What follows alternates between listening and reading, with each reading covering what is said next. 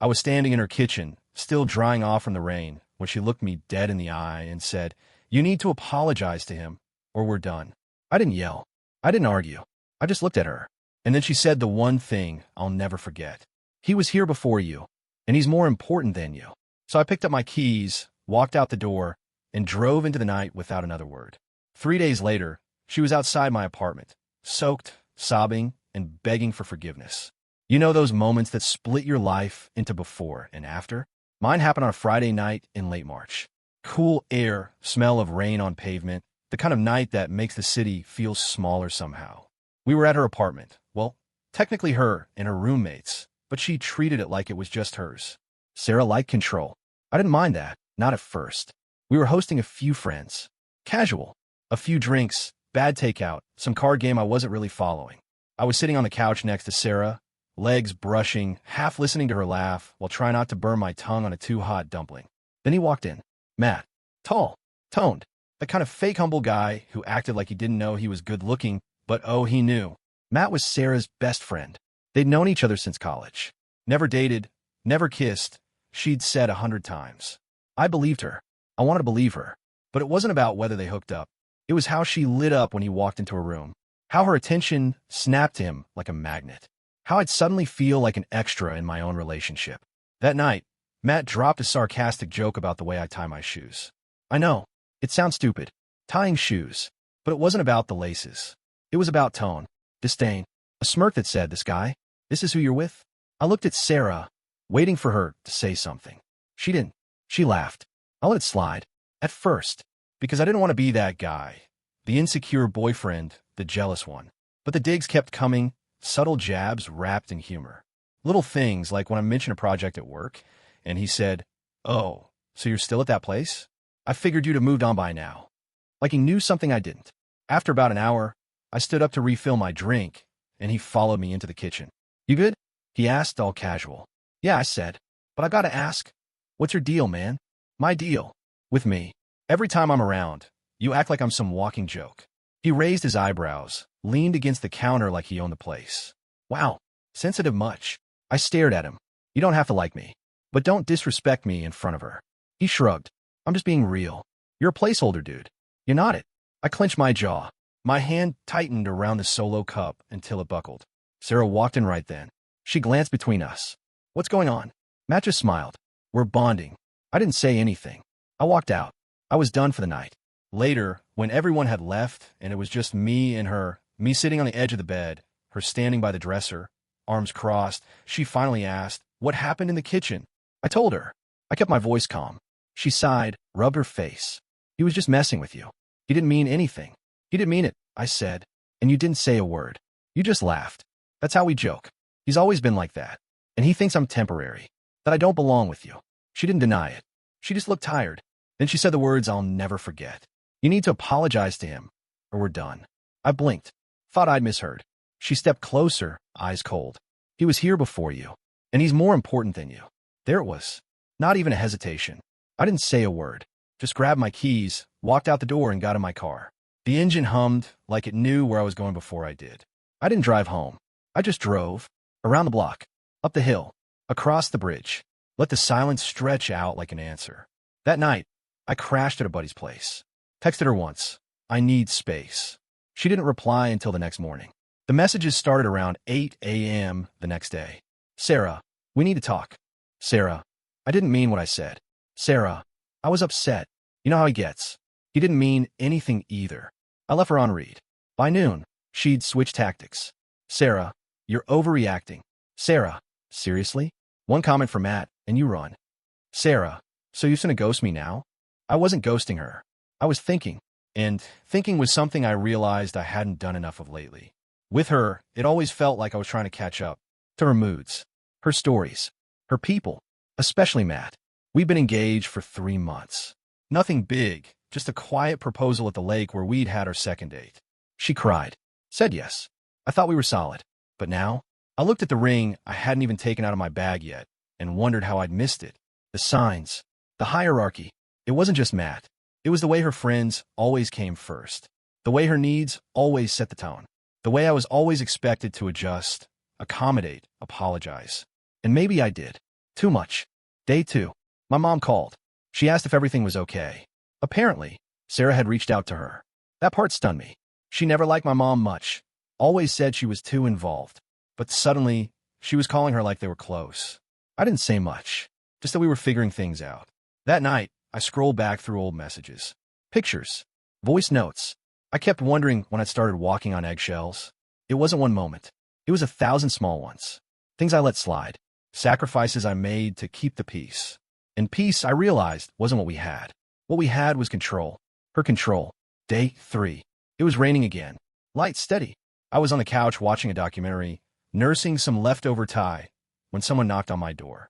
I knew it was her before I looked through the peephole. She was soaked. No umbrella. Makeup smeared. I opened the door, but didn't say anything. She stood there, arms wrapped around herself. Can I come in? I stepped aside. She walked in like she belonged. Looked around like she expected something to have changed in here, too. I'm sorry, she said quietly. I didn't answer. She turned to face me. I didn't mean what I said. You did. Her voice cracked. Okay, I did. But I was angry. I was scared. Scared of what? Of losing him and you. You don't understand what he means to me. I nodded. You're right. I don't. I messed up, she said, stepping closer. But that doesn't mean we should throw this away. I looked at her. Really looked. At the woman I once imagined a life with. At the cracks in the image I had of us. At the cold, wet outline of someone who was only here because she had been left behind this time. I'm not mad, I said. Not anymore. Then, I just don't want to be second place. To anyone. Her mouth opened, but no words came out. I handed her a towel. You should get dry. I'll give you a ride home after. She looked stunned. Like she thought showing up would be enough. Like crying would reset everything. But something in me had shifted. Not out of spite.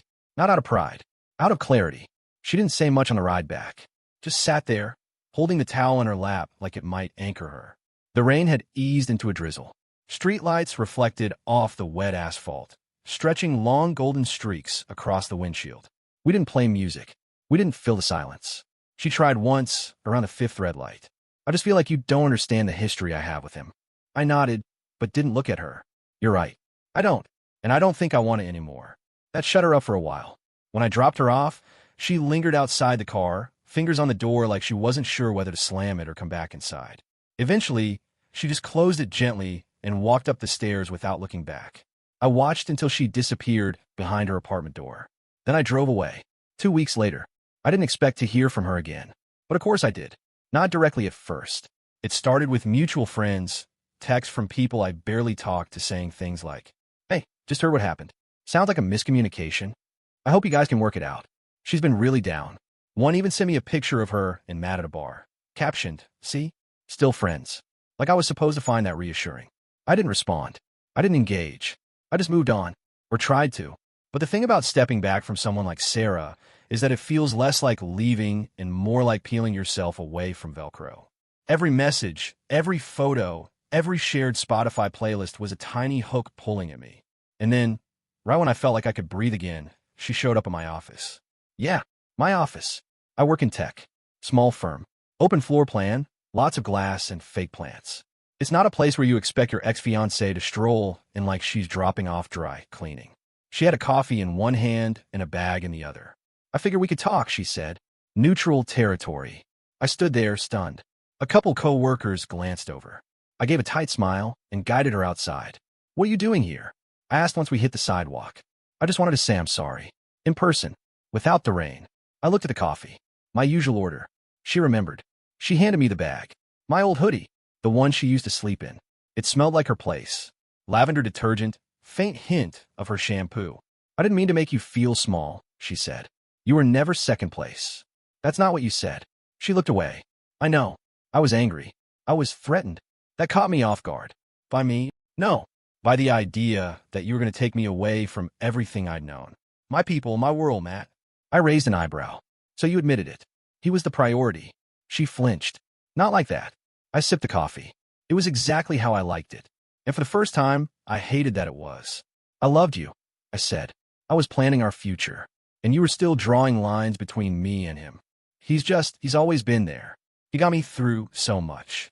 I didn't know how to not choose him." "You didn't have to not choose him," I said. "You just had to not rank us." She swallowed hard. "So that's it? You're done?" I looked at her then.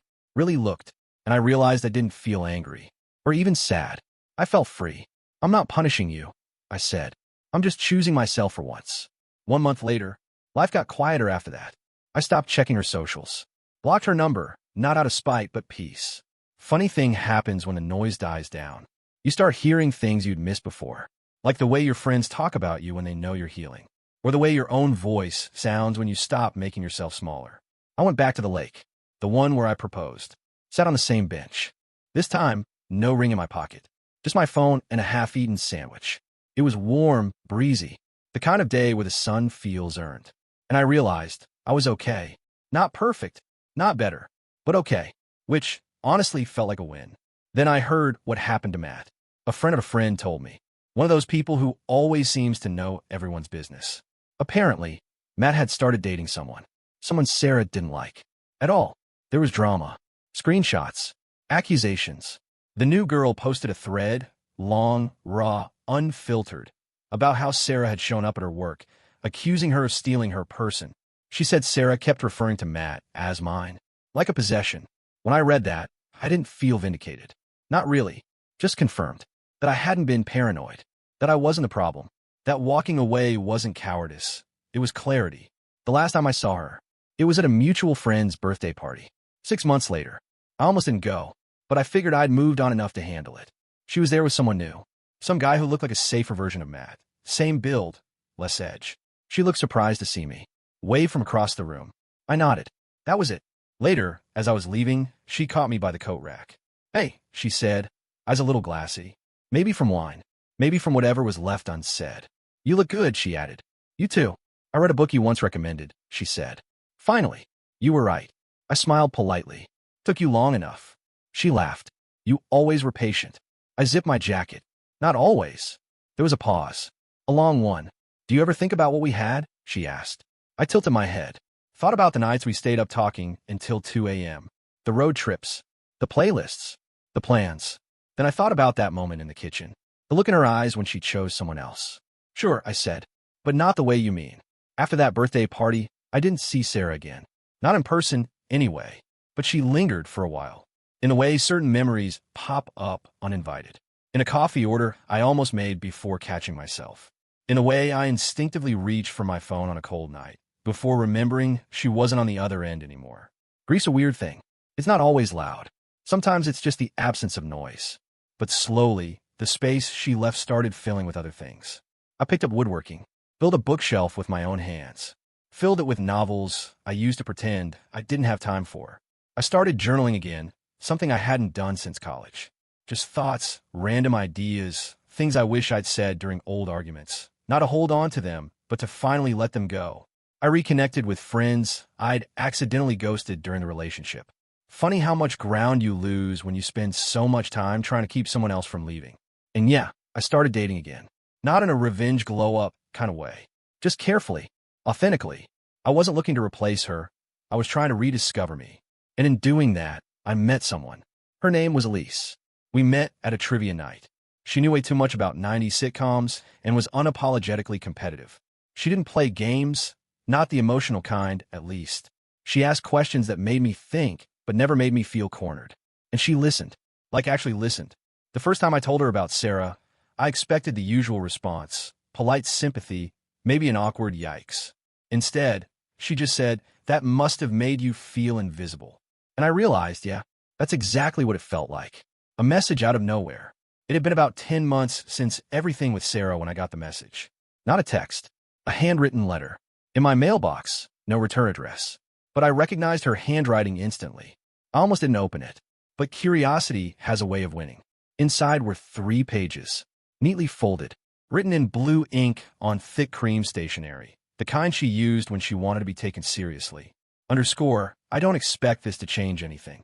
I know I lost the right to that. I just need you to know I see it now. What I did, what I said, that moment in the kitchen, I replay it often. I wish I could rewrite it. But I can't. I chose him, and not even because he was better, but because he was familiar. You were new and real, and I was scared. You didn't deserve that. I thought holding on to the people who'd always been there would make me feel safe. But what I didn't realize is safety isn't about permanence. It's about peace. You were peace. And I threw it away because I didn't know how to receive it. I hope you found it again. I hope someone gives you what I couldn't. I'm sorry, M. Underscore. There was no signature. Just a letter. I read it once, then again, then put it in a drawer. I didn't respond. Not out of malice. Just because I didn't need to. 1 year later, Elise and I moved in together. No grand gestures, no rings yet, just a slow, steady decision. We got a dog. A goofy lab named Milo who sheds like it's his job and thinks every stranger is his best friend. Some nights we'll be doing nothing, watching old movies, folding laundry, and I'll catch myself smiling at the calm of it all. No outbursts, no ultimatums, no invisible rankings or emotional landmines. Just two people who respect each other enough not to test that respect.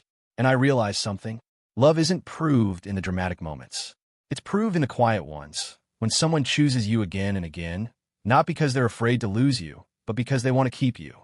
That was the difference. The last thing I'll say about Sarah. Sometimes I still think about her. Not in a longing way. More like you think about a book you almost finished, but the last chapter fell apart. She taught me something, whether she meant to or not. She taught me that love without boundaries is not love. It's compromise dressed in a flattering light. And eventually, it bleeds you dry. She taught me how to see red flags, not as challenges to overcome, but as signs to walk away. She taught me that when someone says, he was here before you, and he's more important than you don't argue. You don't plead. You just leave. Because the people who love you will never make you fight for your place in their life.